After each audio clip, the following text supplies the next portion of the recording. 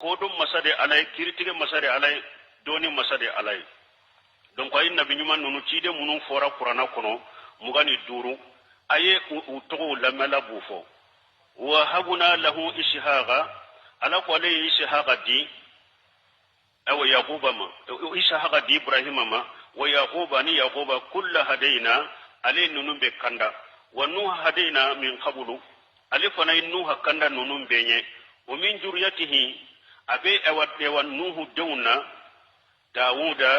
dawuda wa sulaymana ni sulaymana wa ayyuba ni ayyuba wa yusufa ni yusufa wa musa ni musa wa haruna ni haruna wa kadhalika najil muhsinina ni alabe mugonyuma be sarane togodela wa zakariya ni zakariya wa yahya ni yahya wa isa ni isa wa liyasa ni liyasa kullu min as-salihin nunu be mugonyuma de wa ismaila ni ismaila wa liyasa ani liyasa wa yunusa ni yunusa wa luta ni luta wa kullu faddalna lil alamin ne nunu fasamanta uka wakati mugoka wa min abaihim wa juriyatihim wa ikhwanihim nunu fana udufa nyu sugantiya udu nyu sugantiya udu balimo nyu sugantiya wa sabainahum wa hadainahum ne sugantiya ku kanda ila siratul mustaqim kata siramin telendo kata alaka ayat damma suratul an'am kono ulaika alladhina hadallahu fabihudahum iqtadi munu fulen no ni ala yukanda donc nunu ka kanda sira nunu de nomina ayawre ala ko minhum man qasasna alayka wa minhum man lam naqsus alayka ala ko ciide undobe ne ala yuto kala uka ciide undobe ne ala mu to kala uka donc mbanama nunu de ciide unye mugani duru adama idrisa nuh hud salih ibrahim lutu ismaila ishaqa yaquba yusufu ayuba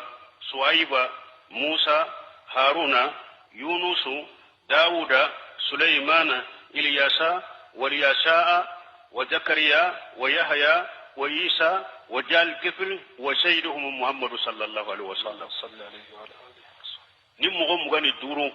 nunun de fora qur'ana kono cidewna ni mugani duru nunun de fora qur'ana kono cidewna bo hadisa do bona cidew yalu hakke joliye nabi nyuma hakke joliye mo sitala kan nabi nyuma hakke do ni ala kelem bewte mo cise ala ka cidew hakke do ni ala kelem bewte hadisa min bena abu jari boro ko awa cidew ko nabi nyuma wuye ba keme ani ba muga ani nani ko ciide unye mugo keme saba ani tani saba riwaya dola mugo keme saba ani tani duru hadisun daifu jidda hadisai la fulendo ko jugu bal minye boni jawjiye hadisai bila fil mawduat hadisa mununyen galonye ayi hadisai bila uludela donc amr ibn hanbali hadisai lafu المادري أي حديث اللافو بومبادي حديث اللافو شيخ الإسلام ابن تيمية أي حديث اللافو حديث دومبغا تاما كرمغو تاما كو حديث اللافو لندا سهلنته حديث سهلن سيمانا مين بيالا كان نبي نمو حكفو حديث سهلن سيمانا مين بيتيرن كو حكفو دونك كما سهلن يمينيه مغوتي على كان نبي نمو حكدو نا يرته مغوتي على كتيدو حكدو نا يرته حديث ما سهل كله فلان على كآية يويرنا على رسلا لم نقصصهم عليك من قبل ورسلا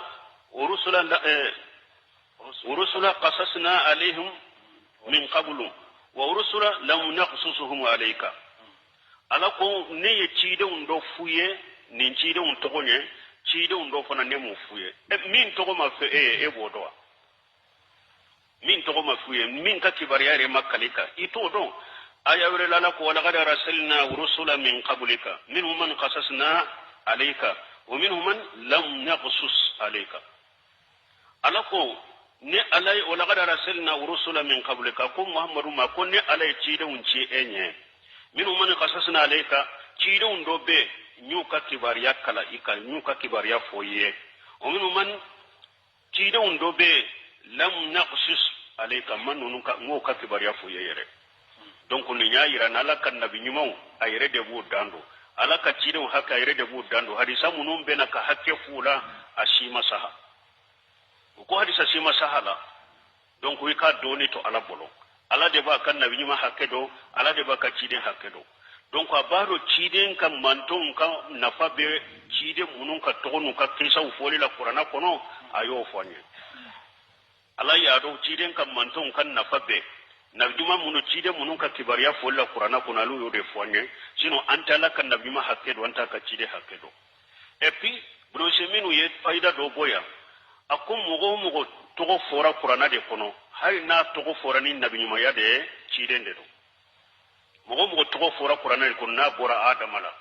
hali n'a y'a sɔrɔ a tɔgɔ fɔra ni nabi ɲumanya de ye ciden de don an ye aya min fɔ wa rusula lam naqsusuhum parce que fɛn o fɛn fɔra kuranna kɔnɔ ala ko a bɛ ma rusula de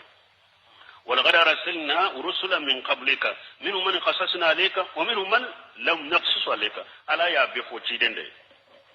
فيمو فين فورا قرانا كون ألا يا بي ولا تشيدن دي donc hari ni min to fora ni nabi nyuma yade nabi nyuma nabi to fora qur'ana kuna be cide ni adamate abe cide ikan nim fana do donc ka fora ka fana cide on hakke donente nabi on hakke donente donc taru ko tumu ba a fofana ka fon nin cide on fana la ko arabu ye duru de na sahara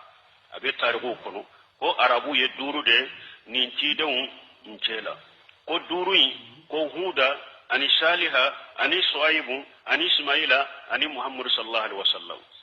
ko nin duru de cira kata arabu ma ko atobe cira bari sallan kawde ma aha فخلف من بعدهم خلف